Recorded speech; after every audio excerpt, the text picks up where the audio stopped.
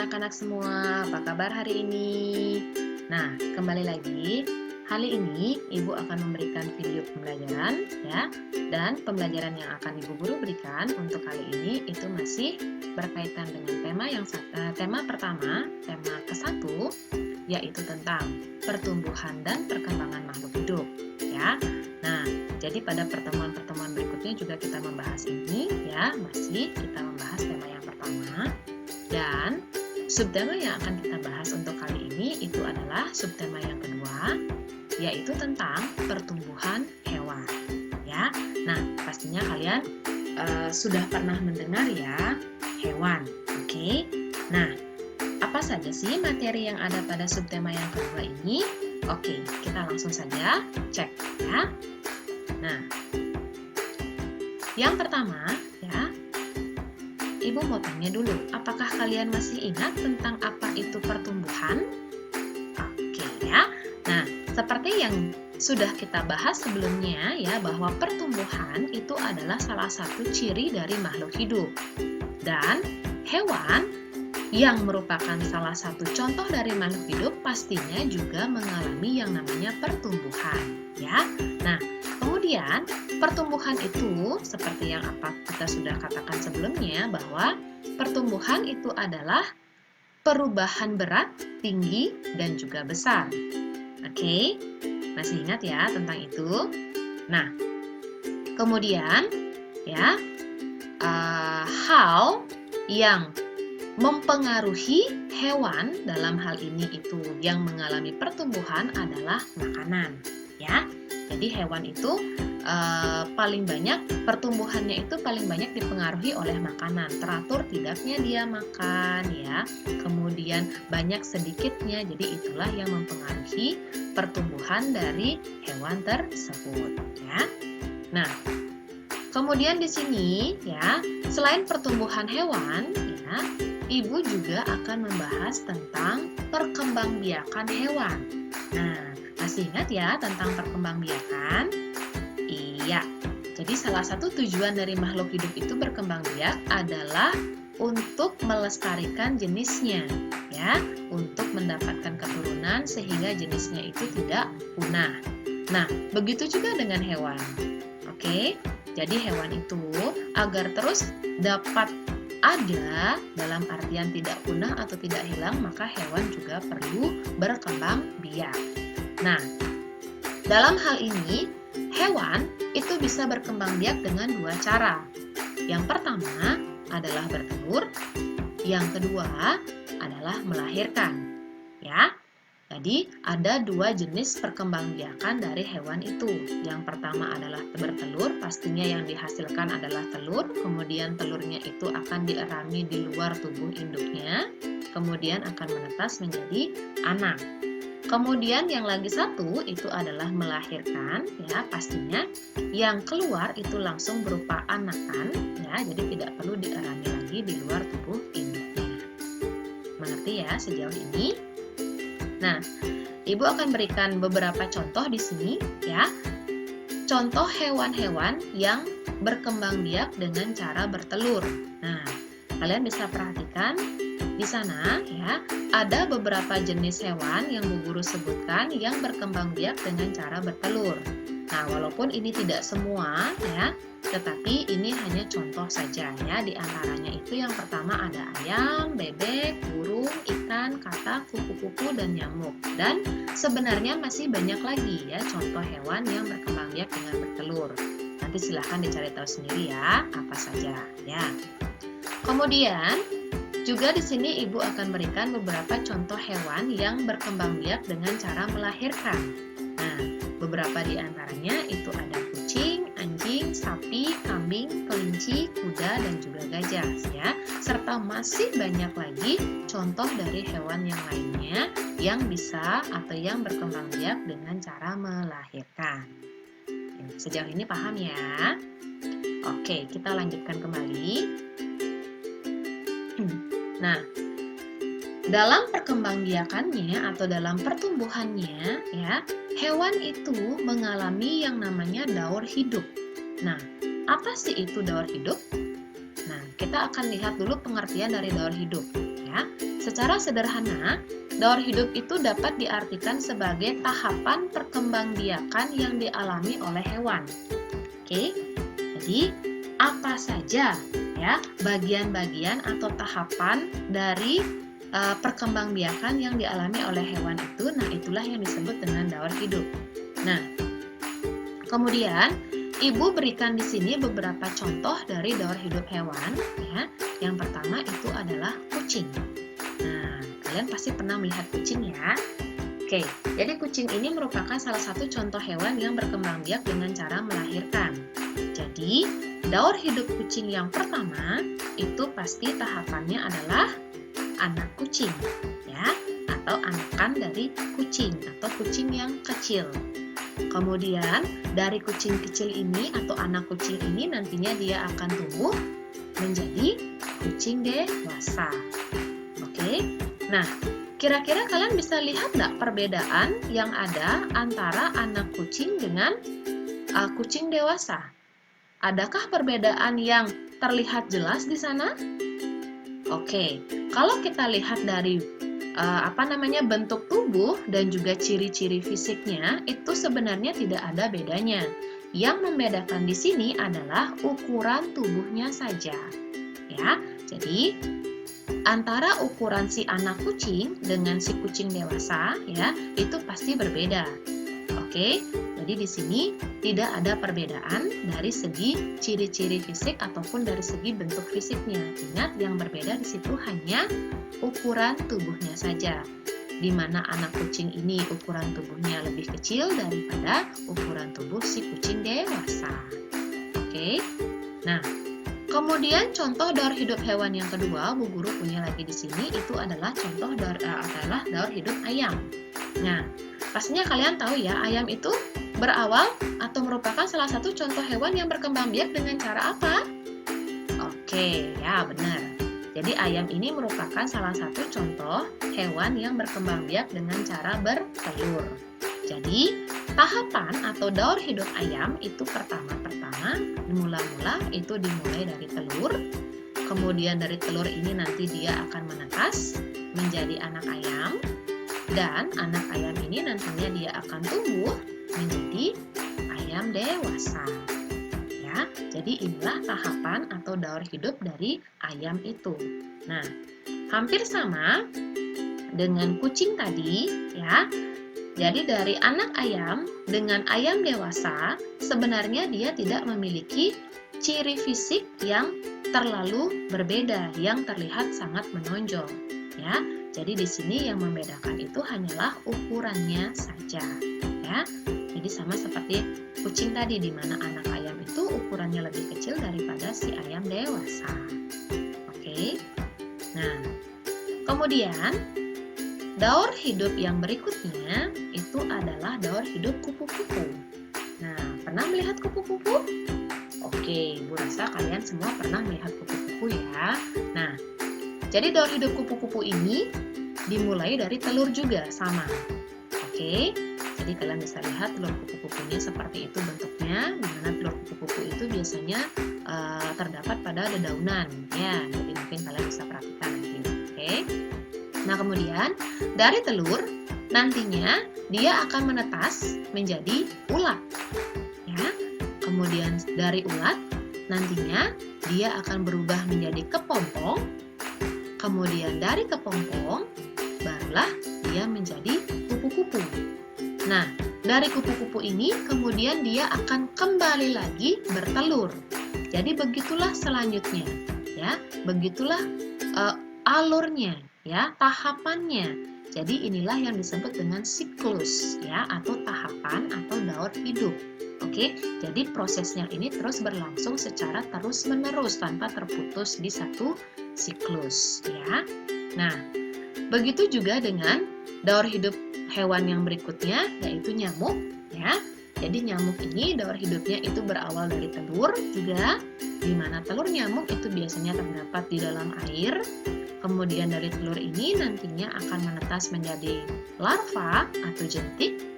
Kemudian dari jentik ini nantinya dia akan berubah menjadi pupa, dan Setelah itu barulah dia menjadi nyamuk dewasa, ya. Nah, dari nyamuk dewasa ini kembali lagi ketika sudah masanya atau sudah waktunya, maka si nyamuk dewasa ini akan kembali bertelur. Jadi begitulah kembali lagi prosesnya, ya. Sama seperti kupu-kupu tadi. Nah, sama juga halnya dengan daur hidup hewan yang ketiga, yaitu katak. Nah, sama juga, di mana katak dia dimulai dari telur juga, kemudian dari telur ini dia akan menetas menjadi berudu atau kecebong. Nah, di mana telur dan berudu atau kecebong ini biasanya dia terdapat juga di dalam air, ya. Kemudian dari berudu, nantinya si katak ini akan berubah dulu menjadi katak muda, ya. Walaupun dia sudah punya kaki, tapi dia masih ada ekornya, ya. Itu namanya katak muda, ya. Dan dari katak muda ini barulah dia menjadi katak dewasa, di mana ekornya sudah hilang sepenuhnya, hanya tinggal kakinya saja. Oke, dan dari katak dewasa ini nanti akan kembali lagi bertelur dan siklus ini terus dia berlangsung terus-menerus. Nah, tentang daur hidup hewan, paham ya? Oke, Ibu harap kalian paham ya dan mengerti tentang daur hidup hewan tersebut. Oke, nah kemudian yang berikutnya, dalam subtema ini juga kita mempelajari tentang pemberian saran kepada teman. Pernah nggak sih kamu memberikan saran kepada teman? Iya, jadi hampir semuanya pernah ya. Nah, ingatkan, saran ini biasanya diberikan kepada teman jika teman itu membuat kesalahan atau kekeliruan. Ya, dan pastikan ketika kalian memberikan saran, sampaikan dengan cara yang sopan ya, agar teman itu tidak tersinggung. Ya, jadi diingatkan, sampaikan dengan cara yang sopan, perkataan yang sopan ya, agar temannya tidak merasa tersinggung dan marah. Oke, jadi agar temannya itu bisa menerima saran yang kita berikan. Ya. Nah, kemudian dengan kita memberikan saran, berarti kita sudah menunjukkan rasa sayang kita kepada teman. Nah, rasa sayang itu merupakan bentuk salah satu sikap ya, menghargai perbedaan dan keberagaman yang ada. Nah, di mana pastinya kalian masih ingat ya, bahwa sikap menghargai perbedaan dan juga keberagaman yang ada di sekitar kita itu merupakan salah satu bentuk pengamalan dari nilai sila kedua, dari nilai sila Pancasila, yaitu sila yang kedua. Masih ingat nggak bunyinya apa? Iya, jadi kita ke lambangnya dulu ya. Lambang sila kedua ini adalah rantai dan bunyi dari sila kedua itu adalah kemanusiaan yang adil dan beradab. Masih ingat ya pastinya? Iya. Nah, materi berikutnya yang akan kita pelajari itu adalah berkaitan dengan perkalian ya. Di kelas 2 pastinya kalian sudah pernah belajar tentang perkalian ya. Nah, pertanyaan Bu Guru sebelumnya, ada nggak yang belum hafal perkalian? Oke, kalau memang kalian belum hafal, coba nanti dihafalkan kembali ya, karena perkalian ini adalah dasar ya, dasar kalian dalam nantinya mengerjakan soal-soal baik yang berkaitan dengan perkalian itu sendiri maupun nanti dengan pembagian ya. Nah, di kelas 3 kita kembali akan mempelajari tentang perkalian ini ya, dan di kelas 3 ini kita akan menyelesaikan hitung perkalian itu dengan menggunakan dua cara. Nah, cara yang pertama itu adalah dengan menggunakan cara penjumlahan berulang. Ya. Nah, kemudian Ibu langsung kasih soal di sini ya, biar lebih gampang kalian dalam memahami. Nah, di sini Bu Guru punya soal. Edo mempunyai 3 kandang ayam. Di dalam masing-masing kandang terdapat 23 ekor ayam. Nah, berapakah jumlah ayam Edo seluruhnya? Oke. Nah, jadi ketika kalian sudah mengetahui soalnya seperti ini, ya, jika kalian akan menggunakan cara penjumlahan berulang, ya, maka yang pertama harus kalian buat itu adalah buat dulu bentuk penjumlahannya. Nah, seperti ini. Nah, oke, bisa diperhatikan di sini ya. Di sini ada 3 buah angka 23. Nah, kenapa kok bisa 3 buah? Oke, kembali lagi ya. 3 buah ini itu bisa artikan jumlah kandang yang Edo miliki ya, karena Edo memiliki 3 buah kandang dan masing-masing kandang itu terdiri dari 23 ekor ayam ya. Jadi 23 yang pertama ini untuk jumlah ayam yang ada di kandang 1, 23 yang kedua ini untuk jumlah ayam yang ada di kandang 2, dan 23 yang ketiga ini untuk jumlah ayam yang ada di kandang ketiga. Jadi kalau ini dijumlahkan ketiganya maka dia akan menjadi 69 ya. Nah, maka dari itu jumlah ayam Edo seluruhnya adalah 69 ekor. Oke, ingat yang dijumlahkan di sini adalah jumlah ayamnya di masing-masing kandang itu ada berapa. Jangan kandangnya yang kamu nanti jumlahkan ya, tapi jumlah ayamnya. Oke, jadi 23-nya yang kamu jumlahkan ya sebanyak 3 kali sejumlah kandang yang dimiliki Edo. Ya, itu kalau kalian mengerjakan perkalian ini dengan cara penjumlahan berulang. Nah, apa caranya yang kedua? Oke, cara kedua itu adalah dengan melakukan perkalian susun. Nah, jadi kemarin kalian sudah mempelajari penjumlahan susun, pengurangan susun, nah sekarang perkalian susun. Bagaimana caranya kita menyelesaikannya? Oke, kita masih pakai soal yang tadi ya. Jadi 3 kandang ayam yang Edo miliki yang masing-masing kandang berisi 23 ekor ya. Nah, kemudian jika kalian menggunakan bentuk susun ini dalam menyelesaikan soal-soal perkaliannya, ya, jadi kalian buat dulu seperti ini ya. Kita buat dulu angka 23-nya terlebih dahulu, kemudian kita tuliskan angka 3 di bawahnya ya. Jadi bentuknya itu seperti ini nantinya. Kemudian 3 ini yang di bawah ini akan kita kalikan dulu dengan satuannya. Jadi tetap ya kita selalu bekerja mulai dari satuan ya. Jadi 3 yang di bawah kita kalikan dengan 3 satuan yang di atas. Jadi 3 kali 3 itu hasilnya adalah 9. Kemudian kita ke depannya 3 kali 2 hasilnya adalah 6. Jadi 23 kali 3 hasilnya adalah 69 ya. Jadi dikalikan secara bergantian seperti yang tadi ya. Jadi urutannya itu adalah ini dikalikan dengan ini dulu, tulis hasilnya di bawah. Kemudian ini kita kalikan dengan ini, hasilnya kita tulis di bawah sini. Oke, bisa ya urutannya seperti itu. Nah, sehingga nantinya kita akan mendapatkan jawaban sama seperti yang tadi, yaitu jumlah ayam Edo seluruhnya adalah 69 ekor. Bisa ya, paham ya sejauh ini ya tentang perkalian. Oke.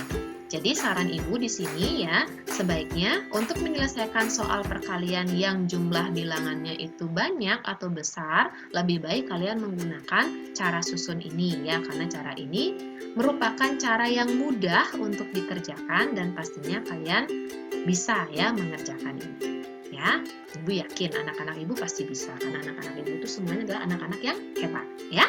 Oke, nah berikutnya kita masih punya ya tentang gambar dekoratif. Nah, pernah nggak kalian mendengarkan nama gambar dekoratif ini? Oke, jika ada yang pernah, mungkin kalian sudah tahu apa itu gambar dekoratif ya. Dan jika yang belum, kita akan cari tahu di sini tentang pengertian dari gambar dekoratif itu apa sih sebenarnya? Iya, kita perhatikan ya. Pengertian dari gambar dekoratif itu adalah gambar yang dibuat lebih sederhana, oke, tanpa meninggalkan bentuk aslinya. Nah, maksudnya itu adalah ya, gambar dekoratif ini adalah gambar yang dibuat lebih sederhana daripada bentuk aslinya.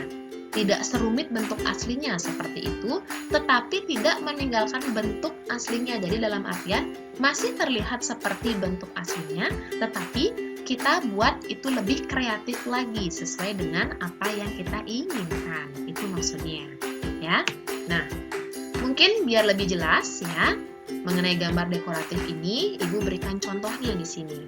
Nah, di sini ibu punya 2 contoh ya. Jadi gambar dekoratif yang diambil itu adalah gambar dekoratif ikan.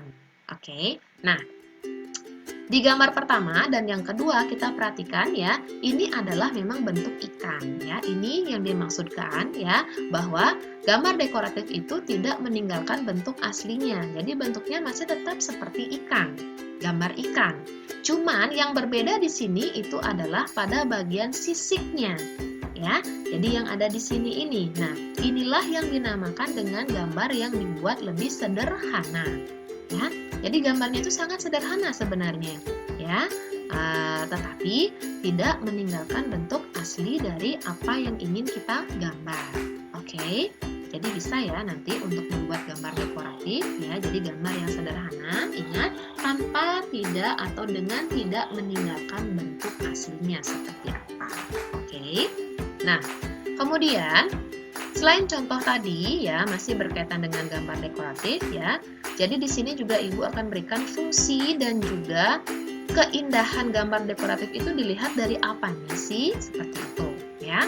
Nah, yang pertama kita lihat dulu fungsinya. Nah, fungsi dari gambar dekoratif itu adalah untuk memperindah atau mempercantik tampilan benda ya. Jadi jika kalian memiliki benda, agar benda itu terlihat lebih menarik, lebih cantik, lebih indah ya, maka kita bisa tambahkan di sana gambar dekoratif yang kita inginkan ya.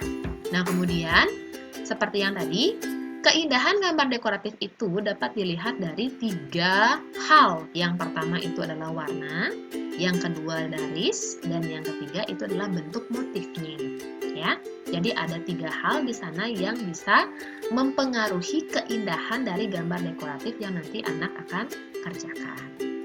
Mengerti ya? Paham sejauh ini? Oke, ya. Jadi itulah materi-materi yang ada pada tema 1 subtema yang ketiga ya.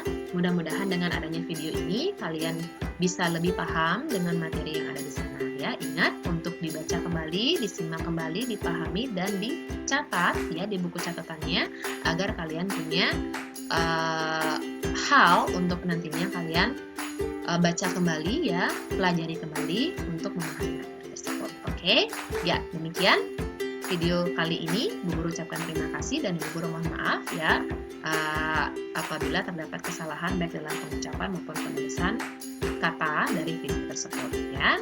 Akhir kata Bu Guru ucapkan terima kasih. Sampai ketemu di video yang berikutnya. Dadah!